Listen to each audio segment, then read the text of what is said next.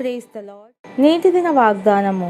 నీవు దేవునితోనూ మనుషులతోనూ పోరాడి గెలిచితివి. ఆదికాండము 32వ అధ్యాయము 28వ వచనము. యాకోబు రాత్రంతా ఒక నరునితో పెనుగులాడాడు.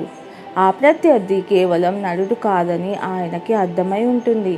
ఎందుకంటే పగటిపూట యాకోబు ఇలా చెప్పాడు, నీవు నన్ను ఆశీర్వదించితేనే గాని నిన్ను పోనీయనెను. అప్పుడు ఆయన అతనికి ఇశ్రాయేలు, దేవునితో పోరాడినవాడు అని పేరు మార్చి ఆశీర్వదించాడు. నేను ముఖాముఖిగా దేవుని చూచితిని, ఆయనను నా ప్రాణము దక్కినదని. యాకోబు ఆ ప్రదేశానికి పెనూయేలు, దేవుని ముఖం అని పేరు పెట్టాడు. ఈ దేవుడు ఒక నిజమైన దేవుడు. ఎక్కువ ఊహించిన దానికంటే చాలా పెద్దవాడు, అందమైనవాడు.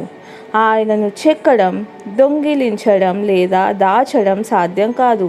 అయినప్పటికీ యాకోబు ఆ రాత్రి నేర్చుకున్నట్టుగా మనం ఆయనను సమీపించవచ్చు. యేసు తన శిష్యులకు ఈ దేవుని పరలోకమందున్న మా తండ్రి అని పిలువమని బోధించాడు. ప్రార్థన. పరలోక తండ్రి, నీవు వాస్తవంగా ఉన్నదానికంటే అల్పంగా భావించినందుకు నన్ను క్షమించండి. నీవు వాస్తవంగా ఏమై ఉన్నావో ఆ సత్యాన్ని అంగీకరించడానికి నాకు సహాయం చేయండి. యేసయ్య నామంలో ప్రార్థిస్తున్నాను తండ్రి. ఆమెన్.